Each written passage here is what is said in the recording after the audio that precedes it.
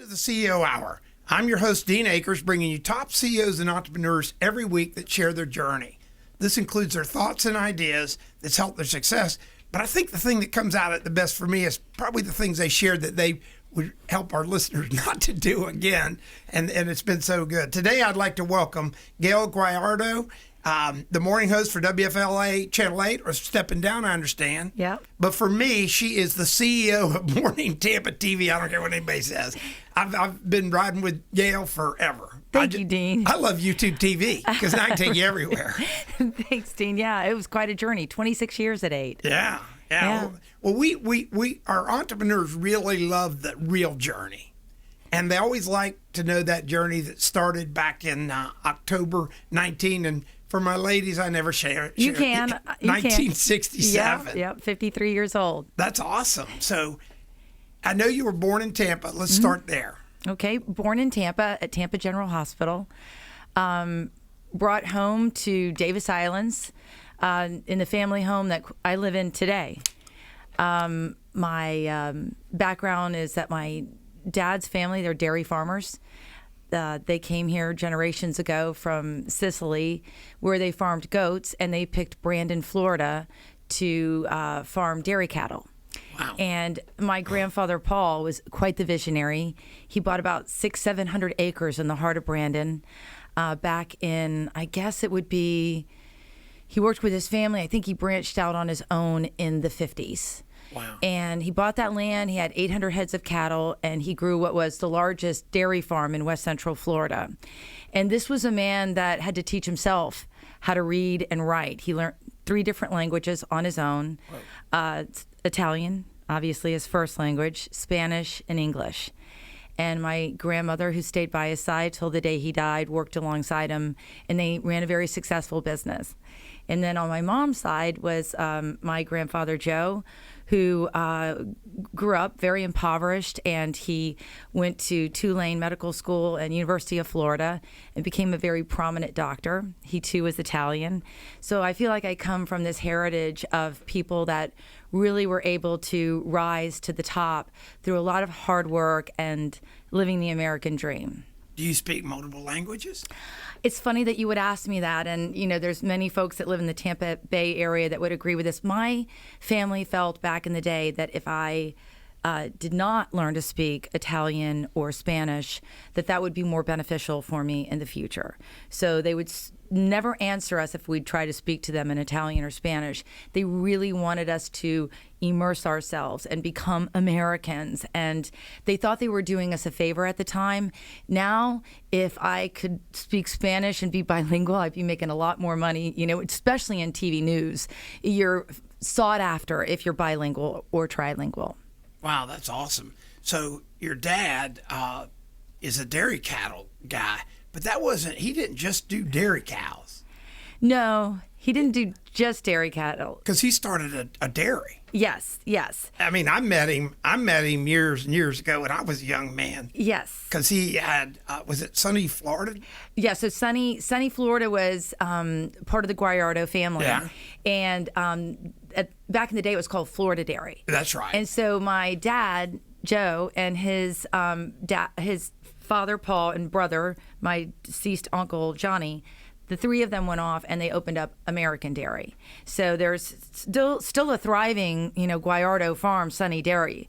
But my family sold out in the 80s to Borden and T.G. Lee. Yeah, I remember that. I did business with them. I had a tire company, and they. Really? Oh yeah, they were right there at 40th Street or. Yeah, right there. Yeah, I remember it like it was yesterday. Meeting the whole family. Right. Because I was a young man trying to sell tires, and you guys had lots of trucks. Right. So it was a natural for me. I loved it. That's awesome. I didn't know that connection just until now. Yeah. So now you're growing up in South Tampa, Mm-hmm. and you go to all the schools here in the Tampa system, or? I went to the Academy of the Holy Names to begin with, and then I went to Berkeley for middle school, and then I graduated from H.B. Plant High School. Wow. So you've been in all the really cool schools. Yes. I was not, I have 4 amazing daughters, and they're also academically supercharged. That was not the case for me growing up. I mean, I think now they more easily identify learning disabilities. And they didn't really do that so much back in the day. I kind of struggled through school a lot until I finally made my way to Plant High School and had a teacher that noticed something in me that was positive. Her name was Mrs. Beecham. And she wanted me to be a public speaker, and she thought that I had a gift for that. And so she identified that, and I think that that was like a real turning point for me in that I realized that I could be good at something. And I could be rewarded to do something that I really loved. And so it really helped me kind of refocus and get through high school. And then eventually I went off to Auburn University. So that was a big part of your journey. It was a big part of my journey. What I failed to mention is the huge impact that my mom had on my life. She was very forward thinking for a woman of her generation. She graduated from Northwestern University when, most women of that era didn't even go to college. Right. And she got into radio and TV at a very young age. She worked as a radio host in New Orleans, doing an exercise show. And then she came home to Tampa, where she worked for Channel 8 and Channel 13, where she had a Fashion for You show. And back in the day where they were the big lavalier mics. And then eventually she opened up her own protocol school. And, as Murphy's Law would have it, she had a daughter that much preferred to be on the farm. And she was always trying to reel me in. It's like being the preacher's daughter. It's like I didn't want to necessarily do all the etiquette stuff. And I was painfully shy. And I think the combination between her always prodding me and helping me to kind of step out into the spotlight. I was an incredibly awkward little girl. I think that, and combined with finding a teacher that believed in me as well, that eventually I started to break out of this shell and become, able to stand on my own 2 feet and have some confidence. For our listeners out there, one of the common themes a lot of our CEOs come back with is mentors. Right. And it sounds like somebody saw something in you didn't see. Right. It wasn't coincidence. Right. Oh, without a doubt. And I really, that's why I love to mentor to this day, and made a pact with God when I got my first job in TV news in the Montgomery, Alabama days, that if I do get a job and if I am successful, there will never be a minute that I'm not willing to mentor someone, especially young women. I'm a big believer in that because, somebody believed in me, and, they gave me a new lens to look through life in, and something that I could believe in and something I could try to be successful at. God, that's so cool that your mom had that kind of energy. Yeah. Oh, it was an incredible energy. And, it's interesting because growing up, you didn't necessarily see it that way. It's kind of like... Your parents are always stupid. Well, no, not that. It's just that, it's like people to this day come up to me and they're like, oh my gosh, your mom, she changed my life. She did so much for me. I was just this awkward person. And I credit a lot of my success to her. When you live with it 24/7 as a child, it seems like a lot. But now looking at it in retrospect, it seems like something I'm so incredibly grateful for. So now you're at Plant High School. You've got this mentor lady helping you. Yeah, Your mom's right up your case. Right. Did you just start flowering now? I did. It's when I really started blossoming, and I started writing for the school newspaper, and I unknowingly then started gravitating to what I would end up doing for a living. But I was the editor of the newspaper. I was, part of the speech club. I always had a love for dance, so I was a dancero and marched with the band. And I also had another influencer in my life. Her name was Edith Randolph, and she was a very, very, very strict dance coach. And the football team and the band would be cleared, and we would all still be out there sweating it out. And she was very much about discipline and very much about, being responsible and showing up and being there when you say you're supposed to be there. So she was another person that helped me. So my days at Plant High School, I will always look back at them fondly. And I have 2 daughters that are, at Wilson and will eventually attend Plant. And I'm super excited. Well, my kids all went to Plant, and it was so funny because my wife wanted to go to Jesuit, and the sisters at the Christ the King said, Doug needs to go to Plant. And my wife was like upset. So she goes to Plant. She finds out all the merit scholars, all the craziness. She goes, It's like a private school. It is. It's a real gem. It really is. And they really care about their students. They do. They're going to get it out of you too, don't they? They do. They're incredible. Well, when we go to the break, again, I want to thank Gayle for coming on. We're going to go to the break here in just a moment. I just want to remind our listeners out there about the free offer of the CEO Physical. And I got people reaching out all the time about the 3 Circle Sales Program. So it's a podcast heard around the world, hundreds of thousands of downloads. Just go to Sales and Ninja Podcast on the iTunes channel. And I got sales companies that are actually putting it as their sales meetings. I'm really blessed to be able to help people there. So as you need anything from me as Dean Akers, your adjunct CEO, just reach out at help@adjunctceo.com. That's help@adjunctceo.com. And we'll be right back in segment 2 with Miss Gayle Guyardo. Well, welcome back to segment 2 of the CEO Hour. Again, I'm your host, Dean Akers, bringing you top CEOs and entrepreneurs every week. And this week we have Gayle Guyardo, the morning host for the WFLA Channel 8.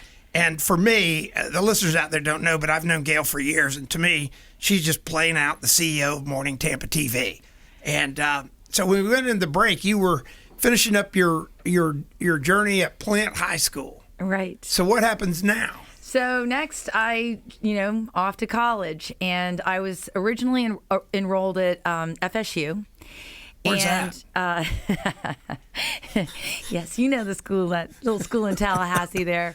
And then I was young when I graduated. I was just 17. So I followed my best friend, Angela Hobson, to Auburn, where I was just going to spend a summer there, kind of getting my feet wet in college. And when my parents came to pick me up, I was like, can I stay? I'm like, you start to make friends, and, it was a wholesome school. I don't know what it's like all these years later, but at the time, it was a very wholesome school. And my very overprotective Italian dad kind of looked around this cow town of a school, and he looked around, and he goes, sure, you can stay. And so I stayed. I think that was fate for me. I think it was a better fit. I mentioned that I struggled academically, and I was just starting to get my footing at Plant High School. And I think that had I gone to a fun school like FSU, I might not have made it out. Not to say that Auburn wasn't a fun school. It was a dry town, and it was just at that time a little less of a party school. You were lucky to run into a kegger or two, but there wasn't a whole lot going on.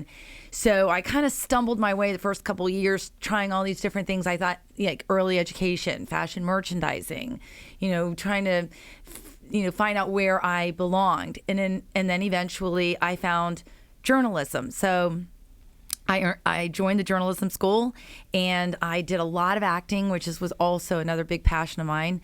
And that's another place where I really found a space where I fit in. And at Auburn University, in order to graduate, you had to have an internship in your chosen field. Really? So yes. So there wasn't a lot of, acting opportunities in the heart of Alabama. So I went to the library where the big, giant, humming computer was, and I logged on because, it wasn't like today where you have laptops and easy access to the internet. And I printed out where every TV station was located in the area. And you get out a paper map, and you stop at a roadside stand and get some boiled peanuts, and off you go to try to find an internship. So I was offered 2. One was in Columbus, Georgia, where... Can I interrupt you? Yes. So this just makes me get giddy because my whole show that I do, my Sales Ninja, you actually went cold calling. I went cold calling. Listeners out there, you hear it from me all the time on my other podcasts.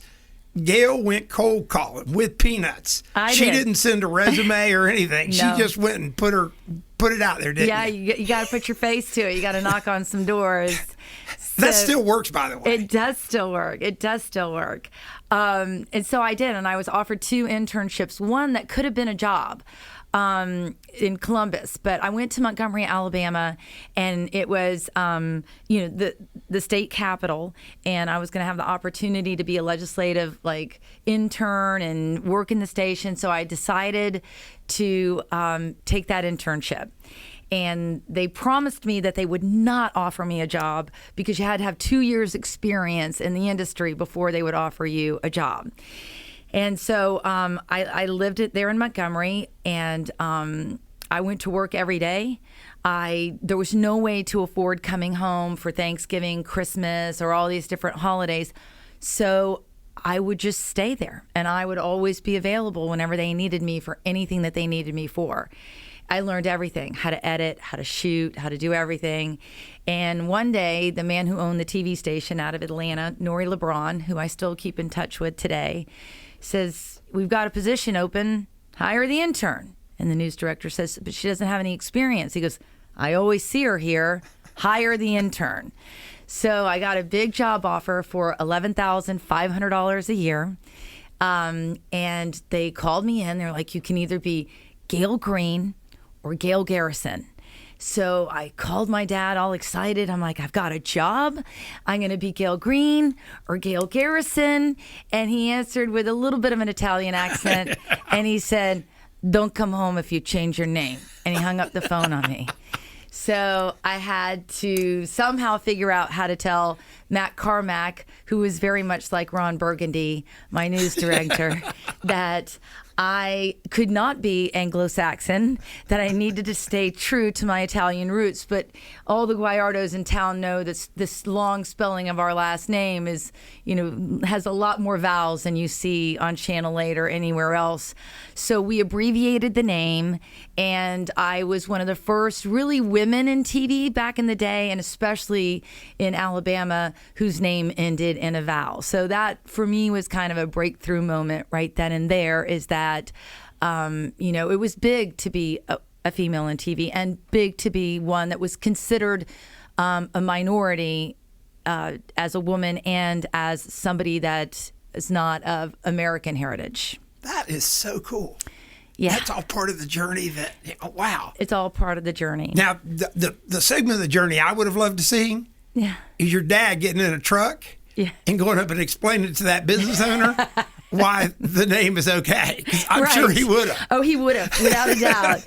He was very proud. Yeah. Very, very proud. Again, like I said, I got to meet him. He was a good guy. Yeah, great guy. Wow. So now you have a job. I have a job. How was that? It was interesting. I had a job. I had 3 roommates, because when you're making $11,500 a year, I basically started off sleeping on someone's couch. I used to do Good Morning Alabama.